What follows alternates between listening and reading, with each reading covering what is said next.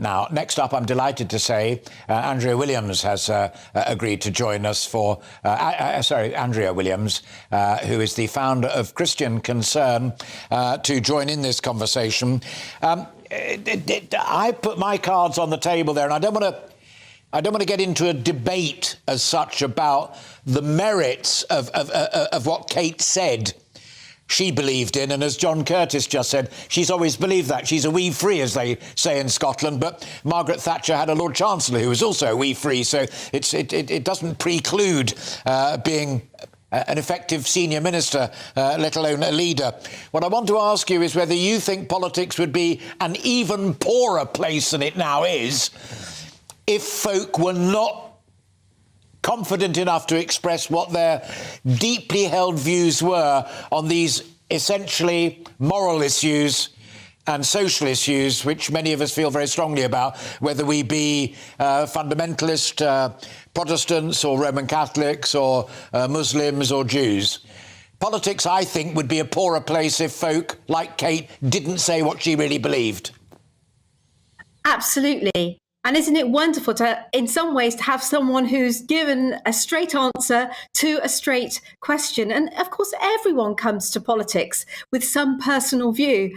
And Kate has come and brought to politics an unashamed view, an unashamed belief in Jesus Christ, in Christianity.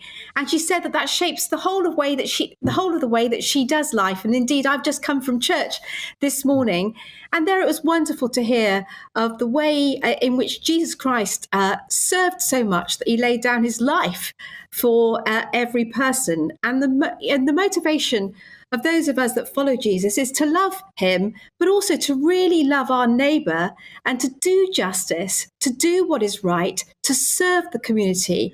And what Kate Forbes has done, of course, here is to explain very clearly and without being ashamed what her moral beliefs are. But wouldn't it be a shame if we didn't know the truth about her? She's been unapologetic about it. No, as I say, I didn't want to get into an argument whether she's right or wrong. And there are two sides to the argument, clearly. I have a gay couple that we are very, very close to. One of them did not want to go down the road of a civil partnership and wanted to wait until they were able to get married because they happen to believe in church as well. And they were patient and they got their way. So hurrah for that. But I agree with your point that I'm glad she spoke openly, and it is a debate that needs to be resolved, although I happen to agree with John Curtis that probably there are bigger issues that need to be resolved in Scottish politics just now. In your view, will it mean any of these policies will be revisited in Scottish politics? Well, I think that in some ways, you're right, and certainly with the SNP being the SNP, the issue that defines their party is, of course, Scottish nationalism. And so John Curtis, indeed yourself, have just said that this would be the most important issue. Well, it's certainly the issue around which that party coalesces. But what society is talking about and what society has been talking about is some of these critical social issues. What does it mean to be human? What does it mean to be male and female? What is marriage? When and how should we have children? How should we educate our children?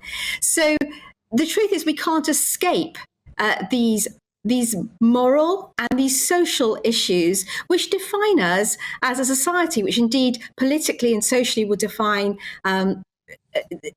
communities. And so I think that these issues can't help but surface again. They might diminish in the next couple of weeks around this election, but they will keep on coming back because indeed with Nicola Sturgeon, what was interesting, we've not been surprised, I don't think, about the fact that Kate Forbes has been asked her personal views because of her expressed Christian faith. Yeah. But I think that what generally society isn't used to seeing is Nicola Sturgeon, as a progressive liberal, being made to make a case for her views on transgenderism. Yeah. And that was, of course, what seemed to be the catalyst to her stepping down. So I think these issues. I think you're on the money there, Andrea. And we've not met before, but I've thoroughly enjoyed this initial conversation, and I hope that we can do it again sometime. Thank you very much indeed for breaking into your Sunday, and I'm glad you've got to go to church first. Well done, you. Andrea Williams there, who's the founder of Christian Concern.